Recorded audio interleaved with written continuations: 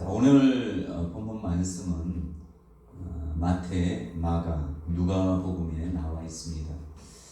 어떻게 보면 마태라는 저자는 예수님과 함께 사도 중에 한 사람으로서 예수님과 동고동락했던 사람이고, 마가나 누가는 바로 사도가 아니기 때문에 그렇게 계속 따라다니거나 동고동락한 사람은 아니란 말이에요.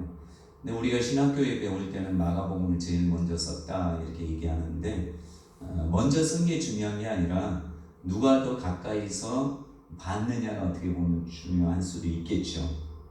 근데 다른 성경에는 한 사람만 나와요. 근데 오늘 마태복음은 두 사람. 그래서 제가 볼 때는 두 사람이 맞지 않나 이런 생각하는데, 다른 마가나 누가복음에는 바디메오라는 한 사람은 정확하게 이름을 비춰내는데, 우리가 볼 때 두 사람이다 이렇게 생각하고 봐도 그게 상관없을 것 같습니다. 근데 이 상황이 어떤지를 우리가 생각해보고 말씀을 듣는 것이 우리가 더 이해를 쉽게 할 수 있고, 또 하나님의 말씀을 가까이 볼 수 있는 그런 것이 되지 않을까 이런 생각하는데, 자, 예수님께서 이제 여리고에 들어왔다가 나가는 시점이에요. 이 두 명의 맹인은 예수님께서 만나려고 한 사람이 아니라는 것이에요. 왜냐하면 여리고에 왔는데 이제 떠나려고 할 시점에 이런 오늘 본문의 사건이란 말이에요. 그러니까 예수님이 말씀해 보면 여리고를 이제 떠나려고 하고, 또 보면은 지나가는 거예요. 지나간다는 것은 무슨 말이에요? 이 두 맹인을 만나고 온 게 아니란 말이에요. 그냥 지나간다. 그러니까 이 맹인은 전혀 상관이 없는 그런 사람으로 생각할 수 있는 것이, 그러니까 예수님이 마르다와 마리아의 집에는 직접 들리기도 하고 지내기도 하지만, 그러니까 어떤 목적이 있어서 그 집에 들어갔지만, 오늘 예수님께서 여리고에 들어왔으면 모르는데 이제 떠나는 시점, 그리고 이 두 맹인에게는 전혀 상관없지만 지나가려고 하는 그런 시점이란 말이에요. 근데 그럴 때 어떻게 보면 이 두 맹인에게는 다시는 눈을 뜰 수 없는 상황이 될 수 있는 것이, 그러니까 막다른 골목과 같은, 이번에 예수님을 만나지 않으면 눈이 치유되지 않는 그런 상황이라고 우리가 생각하면 되는데, 근데 이제 사람들이 웅성웅성하는 것은 보지는 못하니까 무리들이 막 웅성웅성하는 것을 듣습니다. 그래서 다른 누가복음인가 마가복음에는 물어봐요. 이게 무슨 일이냐. 그냥 갑자기 예수님이 오셨다 떠나는 시점에, 올 때는 모르겠지만 떠나려고 할 때 웅성웅성하는 것이에요. 그래서 이것이 무슨 일이냐 물어봤어요, 이 두 맹인이.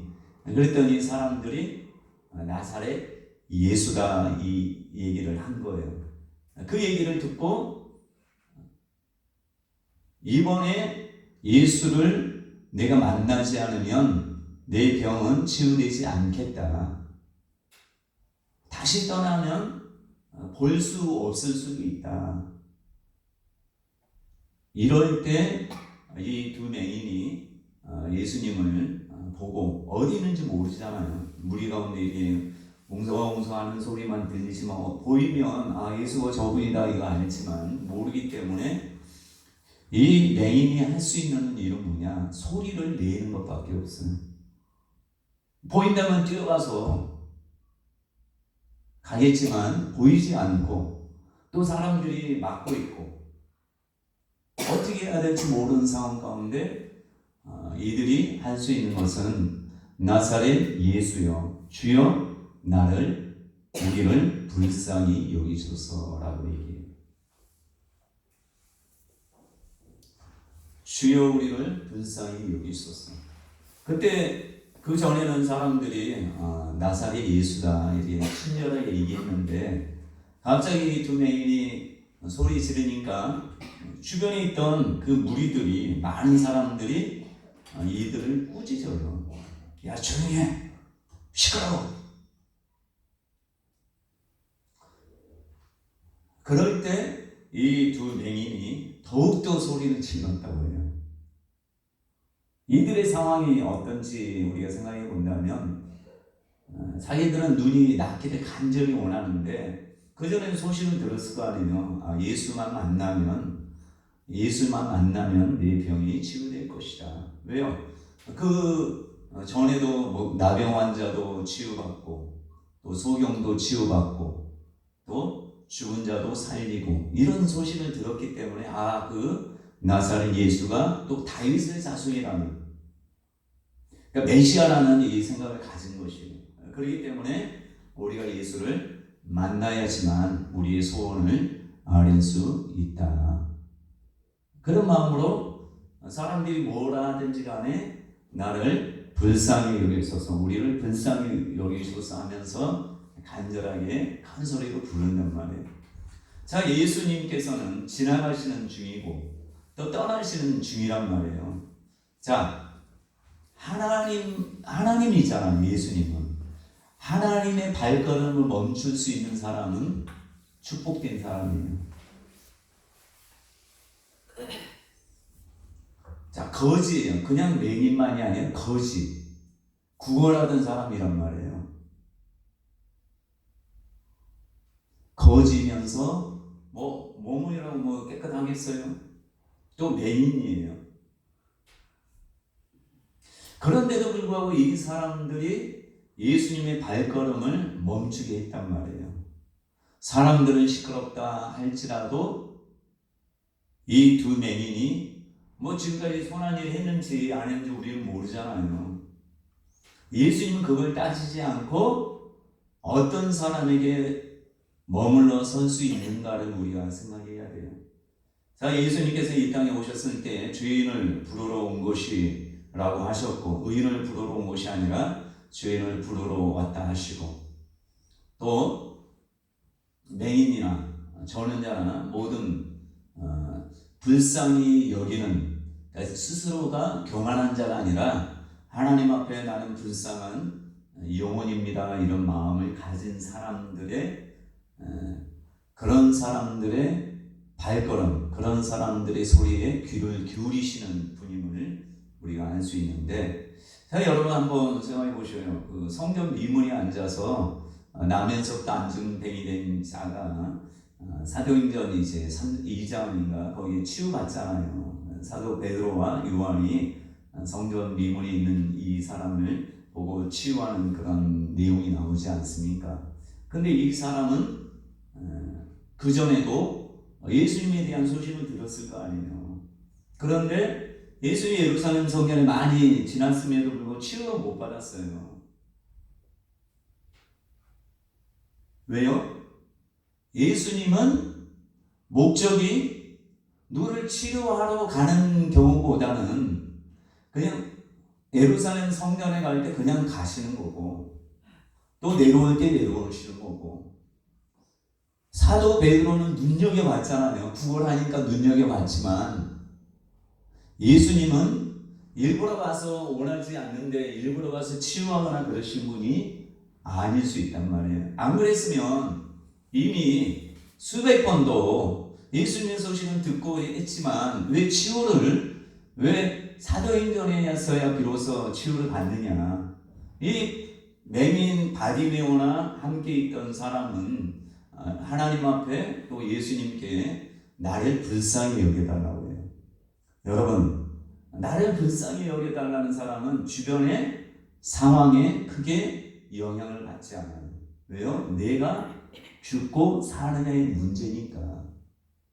지금 IM 국제학교나 이런 여러 상황이 있잖아요. 제가 볼 때는 어떤 면에서 IM 국제학교가 코로나로 인해서 많은 피해를 당할 수 있고 본인들이 어떤 면에서 잘못한 건 맞아요. 그런데 대처하는 것들이 참 제가 지금까지 봐왔던 인터컵이나 뭐 신천지 비교하면 참 그래도 하나님 앞에 겸손하게 또 이것들을 잘 대처하지 않나. 그들이 이제 단톡이나 이런 거 올린 거 보면 무조건 죄송하다 해요. 그리고 가장 가슴 아파하는 것은 주변의 교회들에게 피해를 준 것에 대해서 너무 가슴 아파하더라고요. 우리가 정말 교회에 협력하고 하려고 했는데 피치 못한 사정 때문에 이렇게 코로나가 많이 생김으로 인해서 주변 교회들에게 정말 원치 않는 피해를 많이 준 것 같아서 너무 죄송하다. 그래서 우리가 이런 계기를 통해서 부족한 것들, 또 이런 시선이나 모든 것에 대해서 다시 점검해서 국가에서 하는 방역이나 이런 것들이 철저히 잘 협력하면서 우리에게 하겠다 이런 얘기를 듣고, 자, 제가 왜 이런 말씀하냐 하면 하나님 앞에 다른 사람이 불쌍히 여기는 건 중요한 게 아니에요. 그러니까 하나님 앞에 불쌍히 여김을 받는 자가 되셔야 돼요. 근데 하나님 앞에 불쌍히 여김 받는 자의 모습은 주변 사람들이 당신 이렇게 얘기할 수 있잖아요. 많은 무리가 예수님을 따르잖아요. 그럼 그들이 예수님의 인격과 예수님의 삶을 본받아야 될 거 아니에요.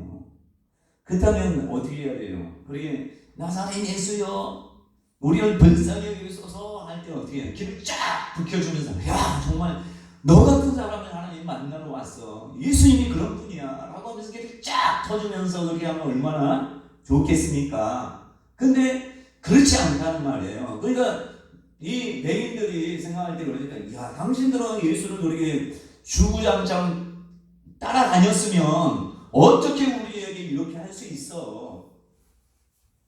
당신이 예수 믿는 사람이야?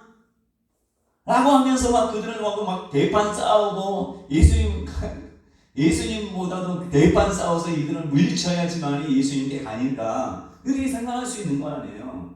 그러나 예수님께 불쌍히 여겨달라고 하는 사람은 어떤 모습이냐? 그런 사람들이 뭘 하든지 간에 나는 예수님께서 불쌍히 여김을 받아야 되는 사람이야. 당신이 뭐라 해도 나는 내 영혼이 너무 불쌍해서 당신들을 눈여겨볼 수가 없어. 그러니까 다윗이 사울 왕한테 쫓겨다니잖아요. 그때 다윗이 어떤 고백합니까? 주님 나를 돌아봐 달라고, 불쌍히 여겨달라고. 그러니까 사울 왕을 뭐라 하지 않잖아요. 사울 왕한테도 개 같은 나를 왜 이렇게 쫓아다니십니까? 나쁜 놈아 이렇게 하지 않아요. 나쁜 놈아 왜 나를 이렇게 나는 하나님의 사람이야 막 하고 그런 게 아니라 그냥 하나님 앞에 불쌍히 여김을 받는 그런 모습으로 그냥 묵묵히 하나님만 바라보고 나가요. 예수님의 발걸음을 멈춘 것은 그냥 불쌍히 여겨달라는 거예요. 그러니까 예수님이 성경에 보면 머물러 서서 그들을 부르라고 명령해요. 시끄럽다 했던 사람에게 예수님이 그를 부르라 하고 명령한단 말이에요. 하여튼 그 사람들이 이제 완전히 마음이 바뀌어요. 왜요? 예수님 따르는 사람이잖아요. 그러니까 예수님이 머물러 서서 그들이 올 때까지 기다리는 거예요. 그러니까 이 사람들의 마음이 이제 바뀌어요. 어떻게 해요? 안심하라. 주께서 너를 부르신다. 그러니까 우리가 지금 한국교회가 참 제가 봐도 너무 심한 것 같아요. 한국교회에 대한 세상의 비난과 언론과 이런 것들이 너무 해도 너무한다 이런 생각이 좀 들어요. 근데 그렇게 해서 그들과 막 대적해서 어떻게 우리 기독교에 대해서 이렇게 하냐 백날 얘기한다고 해도 그들은 도리어 적반하장처럼 우리에게 더 한단 말이에요. 그럴 때 우리가 할 수 있는 건 뭐예요? 하나님 불쌍히 여겨주세요. 한국교회를 좀 불쌍히 여겨주세요. 주님이 우리를 불쌍히 여겨줘야지. 그러니까 하나님이 우리를 불쌍히 여기시고 하나님이 맹인 거지 바리메오와 이 사람의 소원을 묻잖아요. 뭐라고 하냐면 불쌍히 여기사. 자, 우리 한국교회가 제가 힘들잖아요. 교회들이 또 오늘도 찾아오잖아요. 공무원이. 어디가 하나님이 불쌍히 여겨야 되잖아요. 그러니까 하나님 우리가 기도할 때 하나님 우리를 불쌍히 여겨주세요.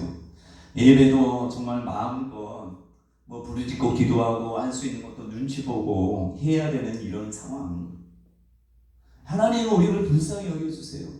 뭐 공무원이 와서 난리를 치든지 뭐 하든지 그런 신경 쓰지 말고 하나님 우리를 불쌍히 여겨주세요. 하나님이 우리를 불쌍하면 모든 것들이 해결돼요. 자, 맹인 바리메오가 문제를 가지고 왔잖아요. 문제 해결을 가지고 어떻게 보면 응답을 가지고 왔잖아요. 와서 예수님이 머물러 서게 만들었잖아요. 그 예수님이 서서 머문다는 건 뭐예요? 그들의 얘기를 듣겠다.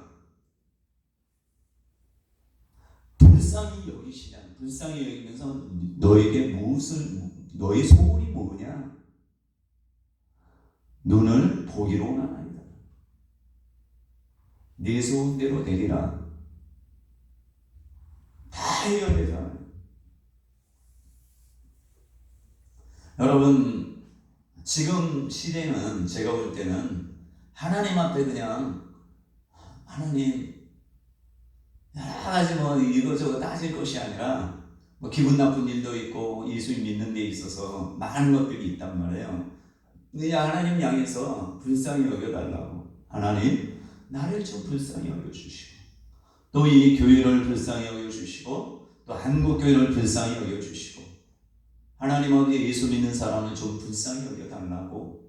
이거밖에 할 게 없는 것 같아요. 여러분 예수님 그런 말씀하잖아요. 세리와 바리새인인가요?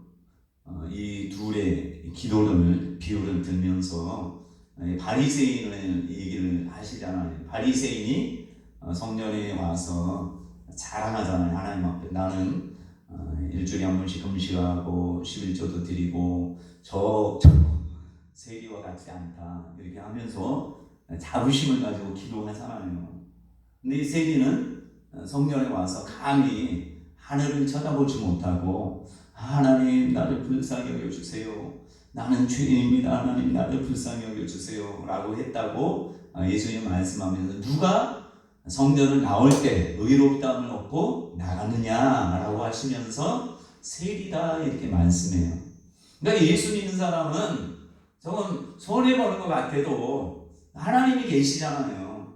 그러니까 하나님께서 불쌍히 여기시면 모든 게 해결돼요. 그러니까 예수님이 불쌍히 여기시니까 모든 게 해결되잖아요. 뭐 그들에게 막 따시고 한다고 할지라도 따신다고 해서 눈이 띄어지겠습니까? 따진다고 해서 문제가 해결되겠어요?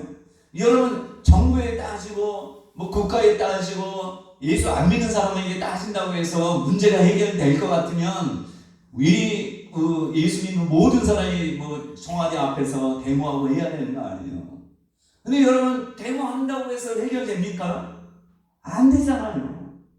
그냥 우리는 교회에 있든지 어디 있든지 하나님 앞에 뭐 길거리에서도 내 불쌍히 여겨달라고 하잖아요. 어디든지 생각할 때마다 이게 정말 가슴 아픈 일이 있다면 하나님 나를 불쌍히 여겨달라고. 여러분 과부의 비유, 불의한 재판관과 과부를 보시면 재판을 제대로 하지 않는 재판관이 불의하단 말이에요. 여러분 재판관은 정의롭게 공의롭게 재판해야 되는 거 아니에요? 근데 불의하게 재판하잖아요. 근데 과부가 억울한 일을 당해요. 예수님이 이런 비유를 왜 들겠습니까? 너희가 이 땅에 살면서 예수 믿는 사람들이 불의한 일을 많이 당할 수 있다. 하나님의 자녀가 정직하게 살려고 해도 엄청난 불의한 일들을 억울한 일을 당할 수 있다. 그럴 때 어떻게 하라는 거예요? 재판장이 계속 얘기하면 그가 들어주지 않냐. 그것처럼 하늘 아버지께서는 너희가 억울한 일이 있거나 이런 것이 있을 때 하나님께 기도하면 들어주지 않겠느냐라고 그렇게 말씀하는 것이에요. 하물며 하늘 아버지께서는 억울한 일이 있거나 그런 원망할 만한 그런 일을 당했을 때 기도하면 들어주니까 우리가 이 시대에 이런 시기에 다른 것에 대해서 이러쿵저러쿵 할 것이 아니라 하나님 우리를 불쌍히 여겨주세요 이렇게 하시면 여러분 처음 기독교가 들어왔을 때는 얼마나 기독교가 칭찬받고 칭찬 많이 받았잖아요. 그 기독교 때문에 뭐 연대세브란스나 뭐 이 대구의 동산의료원 계명대, 동산의료원이나 계명대나 또 여러 저기 부산에 뭐 이런 많은 병원들과 학교와 이런 것들이 세워짐으로 인해서 이 나라의 선교사들, 미국의 선교사나 이런 선교사들이 와서 기독교 위상이 엄청나게 높아지고 예수님이 하나님이 영광 받으셨잖아요. 근데 지금은 완전히 거꾸로 됐어요. 하나님이 우리를 불쌍히 여기시면 그 과거에 초대에 처음 이 땅에 복음이 들어왔을 때 또 초대교회처럼 초대교회는 여러분 많은 사람들이 예수 믿는 사람 핍박했잖아요. 그러나 그 주변 사람들이 예수 믿는 사람 칭송했다고 하잖아요. 그런 시대를 우리가 꿈꾸면서 하나님 그 시절을 바라보면서 그것을 바라보면서 지금 안 되니까 불쌍히 여겨달라고 해야 돼요. 하나님 우리를 불쌍히 여기셔서 정말 하나님 나라가 확장되고 예수 믿는 것이 자랑스러워지는 그런 시대가 꼭 올 수 있도록 하나님 우리를 불쌍히 여겨달라고 그렇게 하시면 하나님께서 머물러 서서 네 소원이 무엇이냐 우리의 소원을 말씀드리면 하나님께서 응답하시면 이 나라의 기독교 예수 믿는 사람들이 당당하게 정말 안 믿는 사람들이 야 나도 예수 믿고 싶어요. 저도 교회 다니고 싶어요. 예수가 누구예요? 이게 얼마나 좋습니까? 그러면 이 땅에 지옥 가는 영혼들이 거의 없고 다 전부 우리나라에서는 거의 100%가 천국 가면 얼마나 좋겠어요. 그런 소망을 가지고 우리가 하나님 우리를 불쌍히 여겨달라고 이 시점에는 그렇게 기도하시면 하나님께서 기뻐하셔서 마지막처럼 느껴지지만 이 두 맹인이 이 치유되고 나서 어떻게 합니까? 예수님 따라가요. 따르는 인생이 돼요. 그럼 예수님 잘 믿는 인생이 된단 말이에요. 그래서 저와 여러분들도 이 땅에 살아가는 동안 지금 많이 힘들고 어렵겠지만 하나님은 우리를 불쌍히 여기시면 모든 게 된다 이렇게 생각하시고 우리가 살아가는 저와 여러분 되시길 간절히 축원합니다. 거룩하신 하나님 참으로 감사드립니다. 하나님께서 우리를 사랑하시고 또 이 땅 지금 상황이 얼마나 예수 믿는 사람들에게 좋지 않고 또 아버지는 교회들이 너무나도 힘들 상황에 처해 있습니다. 하나님 아버지 교회들을 다니는 것이 또 예수 믿는 것이 얼마나 축복된 것임을 우리와 하여금 알게 하여 주심을 감사드립니다. 그 날들이 속히 올 수 있도록 하나님 우리를 불쌍히 여겨 주옵소서. 바디메오나 이 맹인이 하나님 앞에 불쌍히 여겨달라고 기도하며 또 예수님을 만났을 때 치유된 것처럼 하나님 우리를 불쌍히 여겨 주옵소서. 감사드리며 예수 그리스도의 이름으로 기도합니다. 아멘.